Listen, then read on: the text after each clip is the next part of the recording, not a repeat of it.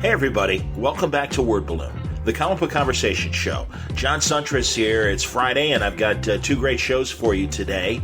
First up, it's Karl Kesel. Karl is back with a brand new Kickstarter. It's called Impossible Jones, Grin and Gritty, a great book with him and David Hahn doing the art chores. Pretty funny stuff. It's an accidental hero, a burglar with powers, who falls into the superhero line and decides to make a go of it for her own advantage. Pretty funny stuff. We discuss the book, the look of the book, some of the Kickstarter premiums that you can get if you pledge more than just for the either PDF or the graphic novel.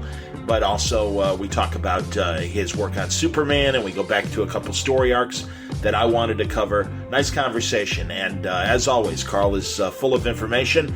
And, we even talk about Section Zero, his other successful Kickstarter that he's been doing with Tom Grummett. But we talk about Impossible Jones, Grin and Gritty, a new graphic novel from Karl Kesel on today's Word Balloon.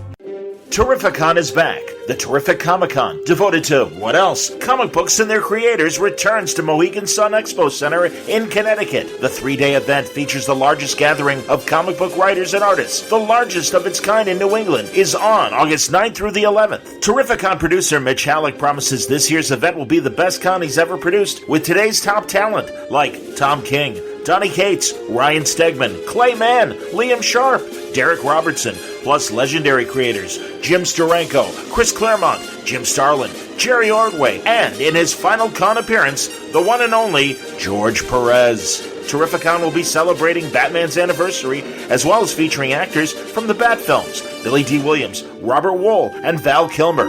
Plus, Doctor Who's John Barrowman, The Flash's John Wesley Shipp, the voice cast reunion of Animaniacs, and Pinky and the Brain, and lots more. See for yourself why Terrificon is summer's hottest Comic-Con, this August 9th through the 11th, only at Mohegan Sun. For more information and guest list, visit Terrificon.com. It's terrific! It's brought to you by the League of Word Balloon listeners. As always, League, thank you for your great support via Patreon. If you want to subscribe to Word Balloon, Word Balloon is free, but if you want to help out the cause, I try to give you great programming every month. You can go to patreon.com/wordballoon, and or you can go to wordballoon.com and click on the Patreon ad there. Do you think Word Balloon is worth the price of a comic book a month? Do you think it's worth $1 a month? If you do and you can help me out, that'd be great. Thank you very much for your support, League of Word Balloon listeners. This episode of Word Balloon is also brought to you by Aftershock Comics, the industry's fastest-growing independent publishing company. They're publishing some of the most talked-about independent titles of the past few years, including things like A Walk Through Hell from Garth Ennis, Dark Arc from Cullen Bunn and Juan Doe, Animosity from Marguerite Bennett, Donny Cates' Baby Teeth. Aftershock continues to push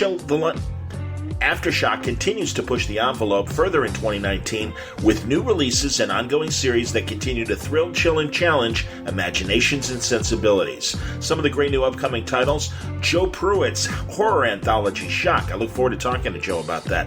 Cullen Bunn's Night Temporal, Chris Sabella's Trustfall, and Matthew Klickstein's You Are Obsolete, to name only a few that are going to be debuting in the next couple of weeks and months. They cut across genres and will take readers far beyond their comfort zones. Now, in the weeks ahead, we'll have more talks with Aftershock creators about their books, but you don't have to wait. Go to their website. You'll find full story descriptions, preview pages, and the diamond codes on these books and more to order through your local shop at AftershockComics.com. All right, without further ado, let's get into our conversation now with Karl Kesel, talking about Impossible Jones, the Kickstarter campaign. It's got just under 2 weeks to go. I hope you'll support it. It's a really great book, and I urge you to go to the Kickstarter page, check out their video, check out the preview art, and listen to this conversation with Karl Kesel on Word Balloon. Welcome back to Word Balloon. It's always a pleasure, man. Love to talk to you, John. Thanks for having me back. Sure. Impossible Jones, Grim and Gritty, new graphic novel. You got a Kickstarter going on. You got about just under 2 weeks left as far as the campaign. Tell us about the book. So Impossible Jones is a thief, and she gains powers, and then she's mistaken for a superhero. And she runs with it. She just goes, yeah, that's right. I'm a superhero. And hilarity and hijinks follow. That's the best way to put it. Very cool. You and David Hahn. And now this isn't the first one, is it? Or have you done this before? Or I don't know. The design looks vaguely familiar. Well, last October, David and I tried to kickstart this as a floppy, as a 32-page comic. And, asking people for $10 for a 32-page comic, it's a hard sell. Yeah. So this time around, we're taking, what would be the first 5 issues of a comic and making a graphic novel out of it. Okay. And, it's basically her origin story. It'll be 100+ pages of story, plus we got some pinups, we got some behind-the-scenes stuff. So, maybe 132, 140-page graphic novel all told.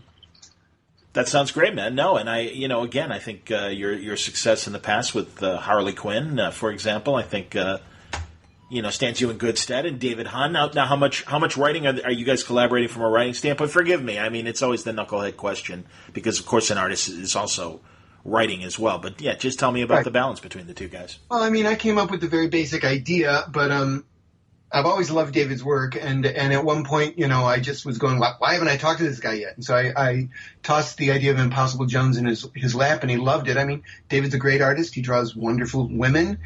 His stuff is it's really clean and graphic, and it has a simplicity, so it can walk that line between grin and gritty. He can be humorous, and I mean, this is a man who's done Bite Club for Vertigo. Yes. He's worked for Vertigo, and he's done Batman 66. His style is very flexible, and that's what I like about it, and why I think it's very appropriate to this book. I agree, and I think is that the cover, the front page ad that we see on the Kickstarter page? The book, you mean? Yeah. If you scroll down a little bit, you can see the book. It's the working cover of the book. I like it. I think it's a good cover. Oh no, it's hilarious, and that's great, and I think it kind of fits the tone and obviously the character as well. So that's great. And no, David does have a great style, and that's interesting. I had completely forgotten about this. Is the same guy who did Bite Club. So there's your gritty. Absolutely, man. Yeah, and quite honestly, David came up with the phrase "grin and gritty." I've got a basic idea for what the story is. I know what her origin is, and this is her origin story. Let's face it. But between the two of us, we've really fleshed out her world, fleshed out some of the enemies she'll be facing and predicaments she'll get in. So I think we're gonna have a lot of fun with this one. We really will. Well, and again, now you were saying how, maybe asking for $10 for a single issue was too much. You're offering the digital version of the comic for $10. The graphic novel, and I think that's cool. Yeah. I think that's a good price point for the digital, and then if you want the graphic novel itself, the hard, and this is not just a graphic novel, but an ultra cool collector's edition graphic novel. So it's hardcover, it's oversized. If we can hit a few stretch goals, we would have like spot gloss on the cover and a fancy schmancy bookmark in the book. I really would like it to match the Section 0 graphic novel we put out, Tom Grummett and I put out, a little over a year ago, which people have been very impressed. And I don't want to take credit for how good it was printed, because that's the printer's job. But the printer we ended up with did such a good job on that, and the book is just really great to hold in your hands, and that's exactly what we want for Impossible Jones. We want that same level of quality. So you get that book for $25. Yeah, that's a good price, I think, and I think like you said, your presentation that you did for Section 0 to go for something equally like that. No, I think that I think these are reasonable asks, and I think it's a good project with yourself and David. This is very cool, and I can only imagine what you've got in store for those 5 issues that you're collecting here, or what would have been 5 issues. Yeah. Now it's 5 chapters. I mean, the idea of issues, since we were doing it creator-owned anyways, we were very flexible. The first issue is 27 pages, story. So it's much longer. Even if it had come out as a floppy, it would have been an oversized floppy. I'm up. Yeah. So and we've finished most of the second chapter, and that I think ended up 23. So I mean, that's why I say maybe 110 pages of story, maybe 115. We as we work our way through the rest of it, assuming we're funded, because the funding is going to pay our bills while we finish off the book. Sure. It's a little flexible about exactly how many pages of story we'll have by the end. Sounds great, man. No, honestly, it looks fantastic, and I do encourage people to go to Karl and David's Kickstarter page for it. And, bouncy fun. It looks like bouncy fun. And I would just say we try to make it as easy as possible to find. All you have to do is go to impossiblekickstarter.com. Takes you right to the page. Okay. And I would just add, one of the reasons I really wanted to do this character is quite honestly, I missed writing Harley Quinn. She's a real vibrant character. I enjoyed working on that book, the first monthly series of hers I wrote. Yes. And, to this day, I still get people who say they liked it. And, and I really did miss that sort of high energy character. And Impossible Jones, while she's different, she is similar. And I would just say if people did enjoy my Harley Quinn run, I really think they owe it to themselves to check out Impossible Jones. Is she a good bad girl or a bad good girl? Yeah, she's one of those, So, I mean, she's in that position where sometimes she does all the right things for all the wrong reasons, Sure. Oh, so she falls into success. That's good. Yeah. So, I think we got some interesting twists and turns and some interesting supporting characters. We created a fictitious town that she's in on the West Coast called New Hope City, which some of the people in the town call No Hope City. Okay. And we populated. We didn't want to do too many superheroes, so there's like 4 other superheroes running around the town, and her, and then a bunch of villains, and so they bump into each other. They don't really necessarily team up, but I think there's some really interesting relationships between them. Like 2 of them I actually created when I was in 2nd grade. I created a Captain Lightning when I was in 2nd grade, and I just decided I'm going to use this guy in this story. And Captain Lightning, he has lightning powers. There's a huge shock, but he's actually a hero who has political ambitions. He actually wants to run for mayor of the town someday. And so a lot of what he does is to make sure he has a really good public persona. Sure. And and he's making very astute political decisions as he's being a hero. And so I think he's a very interesting character all by himself. And then we have another character I created in 2nd grade, and his name is Polecat. And now when I was a kid, I just thought, he's a cat and he's got a pole. That's really cool. And I did not realize when I was a kid, polecat was slang for skunk. Oh, that's hilarious. I didn't know that either. That's very funny. No, it is a kind of ferret, I guess, but it is also a slang, and it was, in fact, where I grew up in upstate New York, slang for a skunk. And I was just thinking, well, what if he's a city boy and he doesn't know that either? And he names himself that, and then he's stuck with it. And so,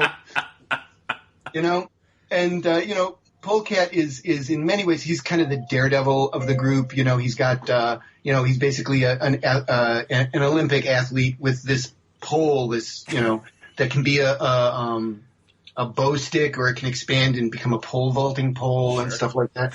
But in many ways, he's the moral compass of the story. He's actually he's honestly an altruistic guy, and Impossible Jones ends up liking him so much, not on a love angle, just I really like this guy, and so because she likes him, she actually ends up doing more good than she really intends to. That's cool, and I see some Batman 66-esque kind of villains as well. Certainly, Holly Days seems to be that kind of character. People can go to the Kickstarter to see her in action, but go on. Yeah, Holly Days, we do have that. We've come up with a little 7-page intro story where Impossible Jones fights Holly Days, who is very specifically a Harley Quinn character. I really wanted to show the difference between a Harley Quinn character and Impossible Jones. Cool. So we have Holly Days. We also have like the criminal gang lord of the town, the criminal gang lord, yeah, that's what I should say. No problem. His name is Gila Monster, and that's like his name. His last name is Monster, and his first name is Gila. And he's like one of our Dick Tracy villains, So But we're just having a ton of fun with this. Another character that runs around is called Persephone, and she actually is voted on by the population of New Hope City. A new one is elected every spring, and so you've got a lot of ex-Persephones running around the town. And in fact, Holly Days is an ex-Persephone, and somewhere along the line she went bad. and the mayor of the town is an ex-Persephone. So I just really like the idea of how did this year in the spotlight affect these people, and how they use that moment in the spotlight in different ways to take their lives in different directions. I think, quite honestly, I could probably do a comic about any of these people. See, this is what I like about the superhero genre. And when people tell me from a TV and a film standpoint, don't you think we're oversaturated? I'm like, no. There are still things you can do with just the basics of a superhero story and where you can go with it, good and bad. And obviously your cast of characters shows that. I mean, that's cool, man. And again, that's why I'm like, no, we're just scratching the surface, man. There's lots more to explore. Sounds like you're doing it with Impossible Jones. That's good. Well, thank you, John. I mean, really, Impossible Jones in many ways is set up to allow me and, quite honestly, David to explore anything and everything we've wanted to do with superheroes. Just like Section Zero is set up for me to explore anything I want to do in an adventure comic set.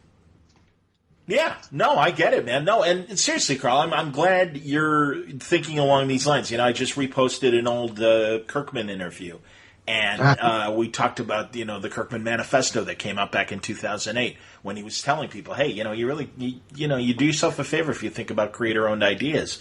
And that's the thing. I think you, David, clearly have the talent and the knowledge of what works in a superhero universe without the baggage, without having to worry about tying to an event or, you can't go that far. I mean, and you get it. I mean, that's, Marvel and DC's characters are built for different reasons. But that's, exactly. I mean, so this is your opportunity to stretch. I think it's great.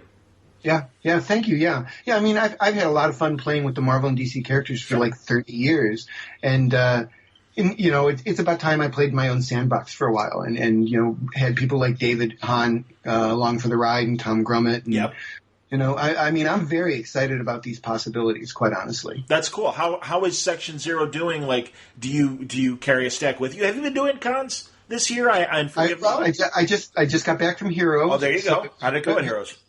And had a great time there. And Tom, I sat next to Tom Grummett. And we sold, some of the Section Zero book and talked up. And quite honestly, I was handing out free Impossible Jones buttons to people to try to get because I will admit I'm almost, maybe it shows my own naivete, but I was actually very surprised at the difference in the reaction to Section Zero, which was not a well-known property, but people kind of knew that it had existed back in 2000 and that there had been 3 issues and it went away. Even if they hadn't read those issues, there seemed to be an awareness of it, so that when we brought it back, people were going, oh, I've heard about this.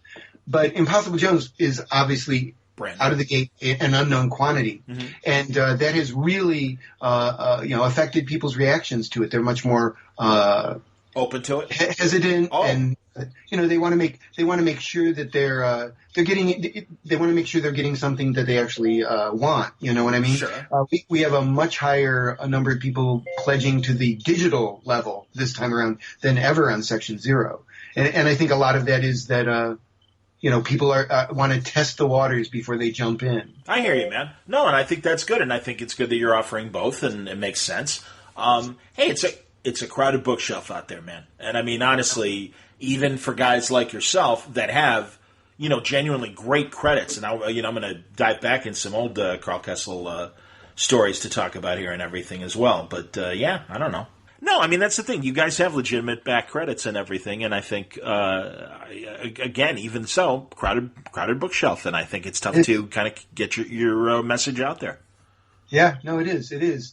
And, I would say, the Kickstarter world is very different, and it's a world I really enjoy. It's a real, the Kickstarter community, the people that are producing comics on Kickstarter are very supportive of each other, and there's never this feeling like, oh, you're working on Wolverine? I wanted to work on Wolverine. I mean, everyone's doing their own thing, and so I'm very happy to see, for instance, Ron Randall succeed with Trekker, and Ron's happy to see me succeed with whatever I'm doing, and Monty Nero, who's putting out a book right now called Frenemies.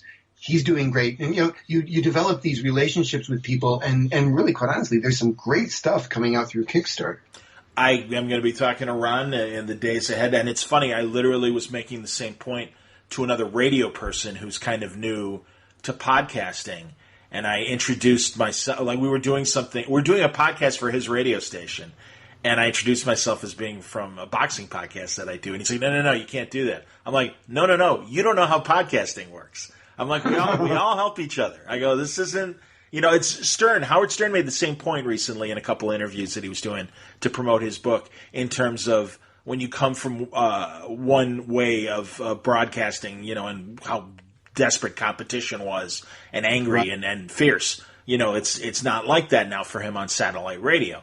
Say the same thing about the digital platform, and that's why I see that same kinship between broadcasters that are podcasting and you guys now, doing your creators' own stuff on Kickstarter. So that doesn't surprise me as far as the creators go. What about readers, Kickstarter readers? What are you learning about the Kickstarter community? Well, I mean, the people who support our books, they're obviously very passionate, and I enjoy that, that I'm actually getting to know a lot of these people that, would remain until I would see them at shows, faceless people, and maybe people who would just come up and have me sign a comic and say thanks and walk away. But I mean, now I have names and now I have faces, and because a lot of them send me notes and stuff, I actually have personalities to put with these people. Sure. And I think that's really great. I think it's a really exciting way to, I mean, there was a little while ago with the second Section Zero book, which has a lot of, it is a certain love letter to the early Kirby monster stories, from Marvel. And I had this monster and I didn't know what I was going to name him. And so I actually asked the Section Zero backers, what should I name this? And I got all these responses. And I will say, in the end, my son named the monster, and he didn't even try to. But he came up to me one day and he said, because he's only 7 years old, and at the time he was only 6 and just beginning to learn to read. And he said to me, Dad, what does Tunta mean? And I said, Tunta's not a word. What are you talking about? And he said, no, it's right here. It's in this book. And he pointed, and it was the letters TNT. Oh, hilarious. And he had sounded it out as Tunta. And right away I said, that's the name of the monster. Hilarious. Right there. Very cool. See, and keep it in the family. That's smart. That's easier for copyright reasons. That's good. I like that. No, that's great, man. Impossible Jones and good, and forgive me, I'm forgetting, I'm just, the word isn't working for me, but, Pledges Beyond with the basics for the book and stuff like that. Oh, yeah. Hopefully we'll hit some stretch goals. Absolutely, man. I would love to do that. I mean, one of the first, just to always have fresh eyes on this, I'd run my Kickstarter by Camilla Zhang, who is Kickstarter's comics liaison. And, my first stretch goal, it's actually the second stretch goal, but if we hit it, it's paper dolls. And the reason, the reason is Impossible Jones has the ability to change the shape and size of her body. And, so I thought, yeah, so paper dolls, you can do that. Sure. You can have and not only change her body, but she has, complete control over the uniform she's wearing. So she can make her costume into an evening gown. She can make her costume into a bikini. She can make her costume into, a 40s bomber jacket. She can do these things. And so the idea of showing this power through paper dolls really appealed to me. But Camilla was like, that's such a great idea. I've never seen that before. Oh, that's wonderful, man. Trina Robbins is doing a tribute to some classic Golden Age female artist. And I know she's including paper dolls and stuff. And no, I think that's a great idea, man. I always thought that was a great idea as far as women comics, and if women fans would like paper dolls, why not, man? They're fun. I think that's a great idea. So, and like I said, it's not just costumes that change. I mean, she can grow extra arms, and we can show these extra arms in the paper doll format so easily. Absolutely. No, it's like going to the carnival and posing with a picture of putting your head in the circle. And having a muscle man's body or whatever. No, I think that's a terrific idea. Hilarious, man. Very, very cool. And, and I think also if people want to, pledge beyond the cost of the book and stuff, you can find yourself as a wow. If you want to do $500, you can actually be in the book. Yeah, well, you can be in the book for I think $300, but if you want to do $500, go ahead. You can be a henchman. You can be a henchman for $500. I've got 3 slots for 3 unlucky people who want to work for a criminal mastermind on some nefarious scheme. I quite honestly am shocked that those have not been taken so far, because if I was pledging, the first thing I would want to do is be a henchman. I think that's awesome, man. I also noticed as I'm scrolling, I'm looking at these other pledges and stuff. There's a great opportunity to own an original piece of David Hahn art from a previous book that I think people who like to collect pages.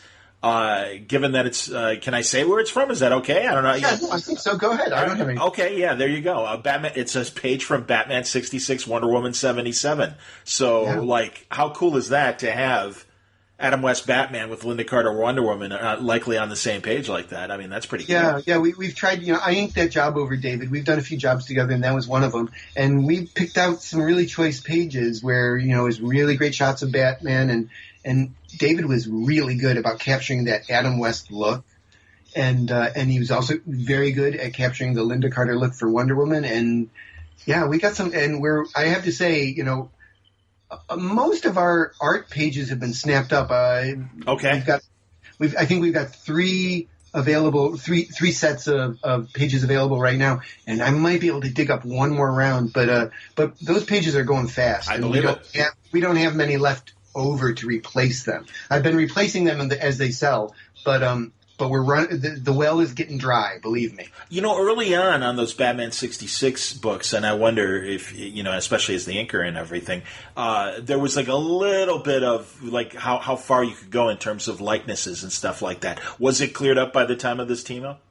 Yeah, I believe it was. Cool. I believe it was. I know early on that there were certain actors or their estates or whatever who hadn't given permission. I think the actor who played Alfred, they could not use his likeness, I believe, in the early 60s. Wow. Well, that makes sense. I don't know, what living survivors they have that you could go to that would maybe Alan Napier, I want to say was. I think that's him, Alan Napier. Yeah. You're right. Oh, I love seeing when he would pop up on Perry Mason, or especially great old, British and American films from the 40s and 50s and everything. I mean, he obviously an old man by the time of Batman. Also, Neil Hamilton, who played Commissioner Gordon.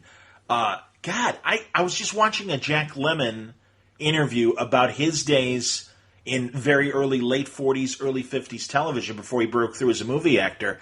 And he was talking about how he played a houseboy to this millionaire playboy on an early TV sitcom, and it was Neil Hamilton was the playboy.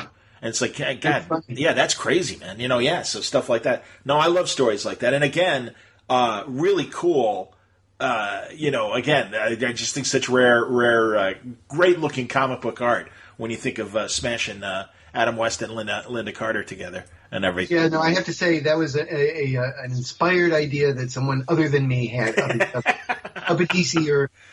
Sure. Yeah, whoever. Yeah, it was a great idea, and it was a really, really fun book to work on. There's no doubt about that. I was bummed they didn't continue with. They had thought about doing an Adventures of Superman set in George Reeves' 50s, and it's I talked to them about it too, and at least what I was told was that they're in management. There is no interest in doing that book. Okay. That's what I was told. I thought it would be unnatural. And I know a bunch of artists like yourself that would love to do that. And truly, Doc Shaner has done great George Reeves-looking Supermans, and Gabe Hardman. And, they're 2 of my guys that I could come off the top of my head. And I'm sure there's more. Much like I didn't even think of when David started doing Batman 66 that he's a perfect fit for that. So, No, it's great. And again, that's the kind of spirit that I think Impossible Jones does evoke. So I think, definitely, man. We'll get some backers for this thing. Go to impossiblekickstarter.com, and that's the portal to get to Impossible Jones and back this fine effort from David Hahn and Karl Kesel. Now, while I got you, I'm going to make you go back and revisit some old storylines, because some things. I would love to. Yeah, some things came to mind. Did you see Endgame? Of course you did. No, maybe not actually. Oh, because I have two small children, and it's getting out to movies is hard. And for like a whole month solid, I tried to get out to see that movie, like in a matinee or something, and I have yet to see it. Well, don't feel bad. I still haven't seen Shazam. I mean, and I'm single, and children can't be my excuse for not going, so I understand. Well, there you go. Well, okay, then I'll save it because I don't want to spoil for you. But it made me think of a couple things you've done with Captain America back in the day. But all right, the other thing I really wanted to ask you about were a couple of the story arcs during your time on Superman. Okay. And well, first of all, the Final Night. I was, right. We've talked a little bit about that event before. Now that was when I was out of comics, so I only really heard about that after the fact.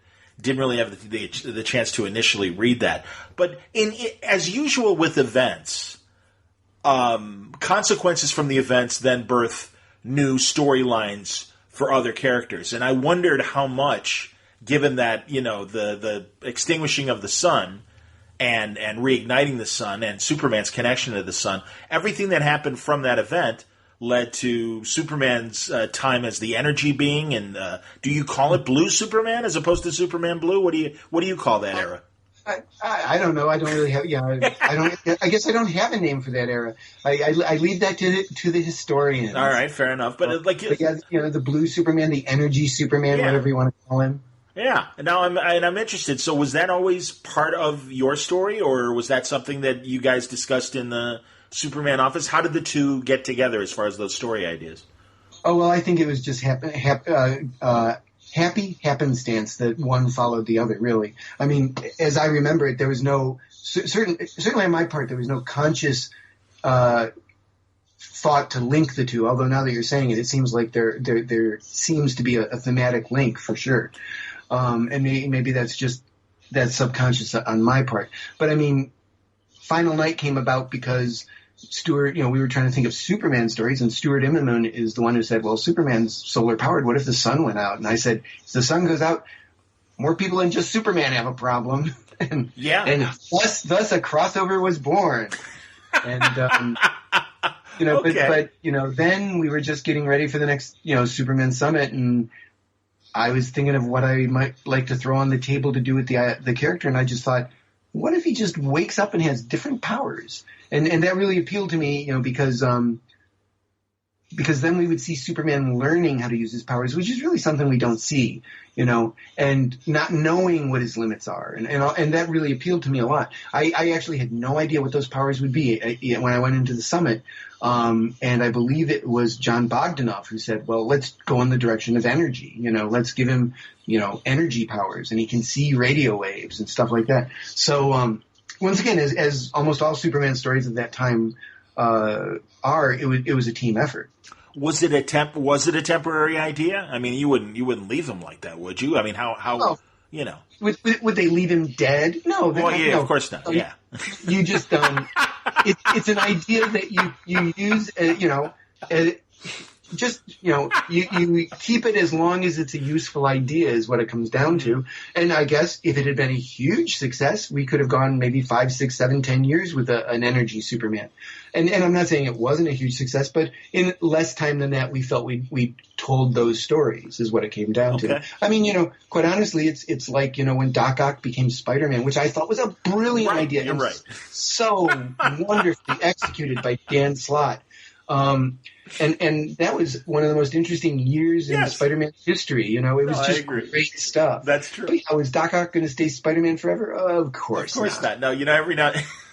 Usually I'm smarter than that. I don't ask the totally fan guy question of, really? Is the Human Torch going to stay dead? So I get it. I'll be honest, man. I wasn't the biggest fan of Blue Superman. And because I came to it again after the fact, and I'm like, what the hell's going on?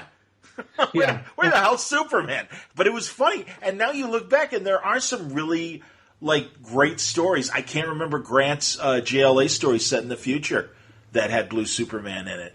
I don't remember that either. But okay, that's cool. And also Starman. I remember when Brian Vaughan used him in, or rather James Robinson used him in Starman.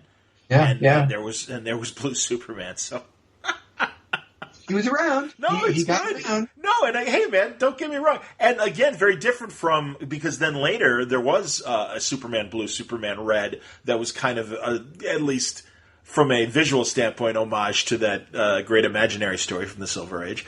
But Right. not that great, actually. I have read that story. It's very much for a 7-year-old audience. But I was 7 when I read it, so I'm like, oh, that's nice. That's nice. He can marry Lois and Lana.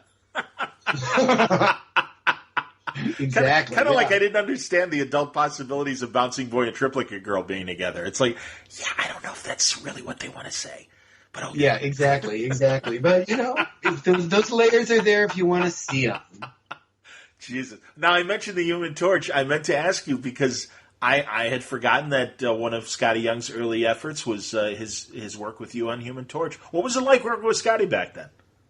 It was a lot of fun. Scotty's work was full of a lot of energy, and even at that point, I could see that he was a master designer. His sense of design was astounding. I mean, quite honestly, I was at Heroes Con and people put Human Torch comics in front of me, and almost every single time I said, "This is a really great cover that Scotty did." They were just really striking images and images I wouldn't have thought of, which I really think kind of defines Scotty right there. Things you wouldn't have thought of. Totally, and again, I love how his art has evolved from that original style, and I'll tell you, I wasn't a fan of Scotty's early on, but I mean, again, watching his art and watching his trajectory, it's like, oh my God, he's a genius. And really, I mean, it's just I didn't see it right away. That was my problem, totally my hang up. And then it's Scotty's great.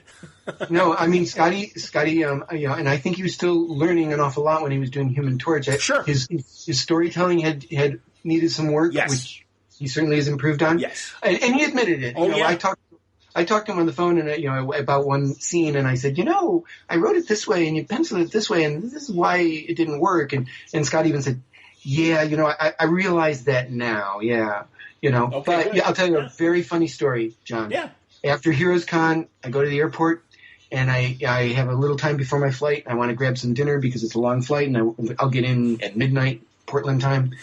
And I go into a little Mexican restaurant, and I sit at the bar, and I order, a quesadilla. And a guy sits down to me, and next to me, and to make a long story short, it turns out to be Scotty Young.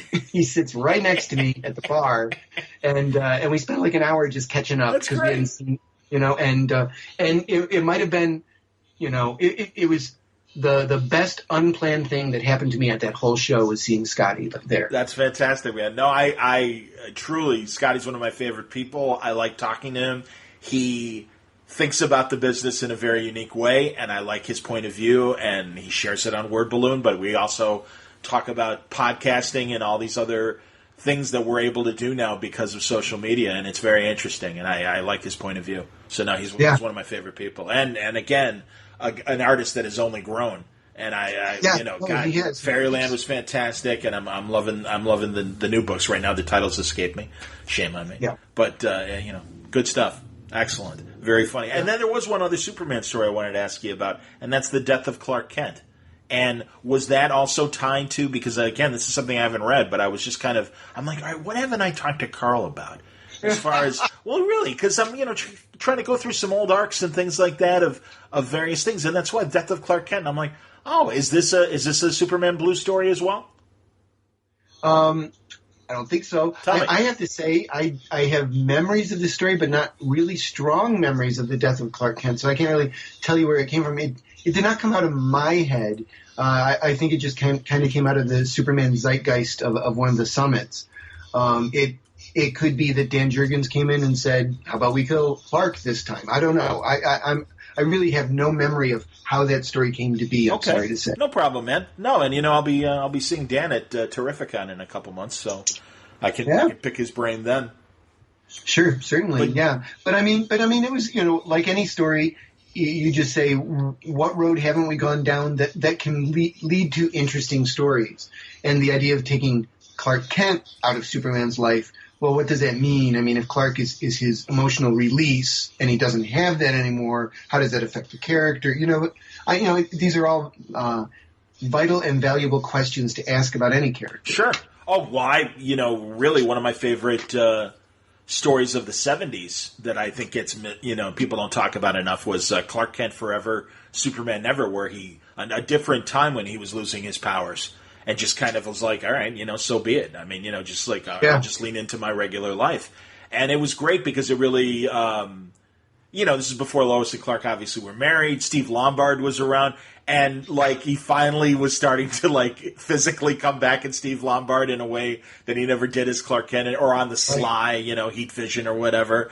And it was just great to see. And also Lois going hey, man, I've never seen this Clark Kent before. What's the deal? Right. And it was terrific. And, no, I agree with you. Or even post-Infinite Crisis when Busiek and Johns explored that same problem of Superman's powers being snuffed out and he hadn't recharged.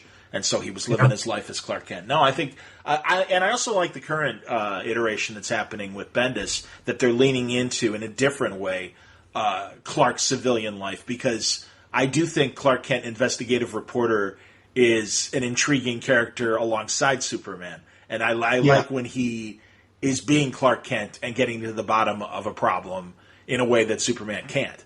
Exactly. Yeah. No, I think that's true. I think that's very true. Yeah. Cool stuff, man. Something, I've looked it up. Conduit, who I believe was someone from Superman's past, a Smallville character, become a villain and stuff. And it was 2 years before Final Night, and so it was definitely before Blue Superman. Yeah. But it was. Conduit is definitely Dan's creation. I remember Dan's Conduit. There you go. What was it? Was it a good time working in the Superman office at that time and pitching ideas and stuff? I mean, you guys had a hell of a group of writers and artists there all together. And Mike Carlin as well. Well, Carlin was the ringleader in the best sense of the word. I mean, and it was a really fun group, and we were, not always, but pretty much simpatico with each other. And if we were having problems, it always resulted in something better. Cool. And I mean, I think I've told the story before, but when we were trying to think of how to bring Superman back, that was the first summit I was at. But they already had on the board from previous summits that Mongol was going to show up as the villain that would be involved with bringing back Superman. And quite honestly, I've never had a lot of interest in Mongol. and I actually said that. I said, really, Mongol? And Mike Carlin, he points at me, he goes, "You're going to find a way to make it work." And he was right. That was my job. But I remember Wheezy turned to me and she said, "Do you just think it's not big enough for this story?" And I said, "I think that's a big part of it, yeah." And then somewhere in there, and I don't remember all of the ticks of the clock, but I know Dan was walking back and forth, and then all of a sudden Dan said, "Mongol lands, and the cyborg Superman comes up, and the doors open, and they face each other, and Cyborg sticks his hand out and says, 'We did it.'" And when Dan said that, the room exploded. Funny. That was what the story needed, Wow. So prior to that, was Hank Henshaw, Cyborg Superman, always going to end up being a villain? I don't think, you would have to ask Dan. Yeah. I mean, he had never said, let's face it, he had never said up to that point, "I think he's really a villain." Dan had never said that. And, I like I said, I would like to think this was a time where my comment led to a better idea being put on the table. Sure. Sure. No, that's fantastic, man. So, let's examine the reign of the Superman for a second, because you had these four different characters. And obviously John Henry Irons was always a man who wanted to pay tribute to Superman. And Superboy was the clone. The other two could have been obviously Kal-El. And were all four always like, no, these four people are definitely not Superman? I believe that was, pretty much. Okay. I mean, I think from the very beginning it was decided that none of them were really Superman. Okay. The Kryptonian and the cyborg. I would be surprised if Carlin or someone said differently, but that could happen. I believe from the very beginning we always planned that none of these would be Superman. Have you watched the animated 2-part movie? I have not had a chance to see it. No, I finally caught part 2. I had seen the Doomsday Death part 1, It was good. I'm sorry, and it's no one's fault, and certainly not no one in this conversation. So I don't know who I feel like I'm offending. I always hated that new 52 new design of Superman's with the the collar, the weird little right. I mean, it was, to be honest, it was Mon-El's costume, and they even gave Mon-El's haircut. And they put, but they slapped the Superman logo on it and threw a little more blue in there or whatever. But I'm like, he looks like Mon-El. That's not Superman. Come on, what are you doing? That's pretty funny. Yeah, I'd actually never made that connection, but I can see it so clearly now that you say it. And when Bendis said that, I want the underwear back, I'm like, thank God. He needs the shorts over the tights. I don't care. It's like, again, we grew up in a different era where we saw circus acrobats, so it didn't look weird to us to see a leotard that way and everything. But, thank God. Jesus. Yeah. Well, anyway, I appreciate the stroll down memory lane when it comes to Superman. It is my pleasure, As long as I can remember, as long as I can still remember it, I'll tell you. Absolutely, man. Well, ImpossibleKickstarter.com, again, is your portal to hit Impossible Jones and check out this very cool graphic novel by David Hahn and Karl Kesel. And I think it looks great. It really does. And I think again, right guy with the right kind of sense of humor to bring this thing to life. And again, I'm glad you're stretching your muscles and doing this creator-owned stuff. I think it's cool. Yeah, no, I want to keep doing this creator-owned stuff for as long as people will keep supporting me to do it. I love it. What cons are coming up for you this summer and beyond? Well, not much the rest of the year. I mean, in a few weeks I go to Spain, but I doubt many people listening to this will be nice. It's Metropoli. I don't even know how to say it. Guion in Spain. Wow. And so that's going to be very sweet. And then the next show after that will be my hometown show, Rose City Comic Con in September. Excellent, man. Well, eventually, I don't know if I'd make it to this Rose City, but my plan is to eventually hit Portland. And God, with the couple dozen of you that are out there and stuff, it'd be a good reason to go out there and bring the microphone and do some live conversations. So yeah, I think you could deduct the trip pretty easily. Well, thanks, Karl. It's always a pleasure, man. All right, John. Thank you. Always a pleasure.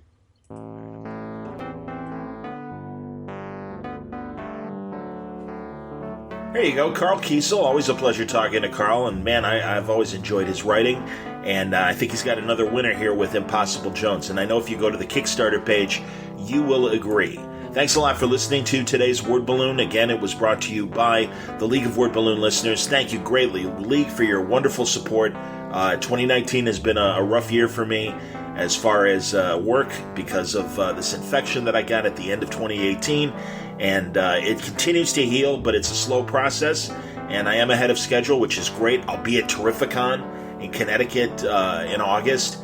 And I look forward to going to that show and doing some panels and bringing you some great content from Terrificon. I hope to see you there if you're in the Mohegan Sun, Connecticut area. That's where the show is going to be, and it's going to be that first weekend in August. So I hope you'll join me there. I'm really looking forward to some of the possibilities of the panels and the creators that are going to be there, old friends and new exciting friends, and also great classic creators that I'll have my first chance to sit down and have a conversation with. I hope you'll join me there. But regardless, thank you very much for your support via Patreon League.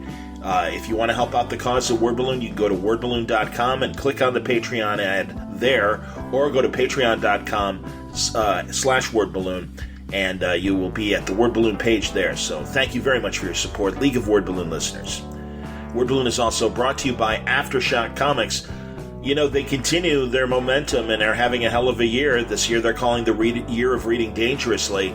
And, they back it up with some incredible books. Their catalog, things like Marguerite Bennett's Animosity, and Garth Ennis' Walk Through Hell, and Jimmy's Bastards, Dark Arc from Cullen Bunn and Juan Doe, Donny Cates' Baby Teeth. But coming in just a few weeks and days, some other great books. Joe Pruitt is putting out his horror anthology, Shock.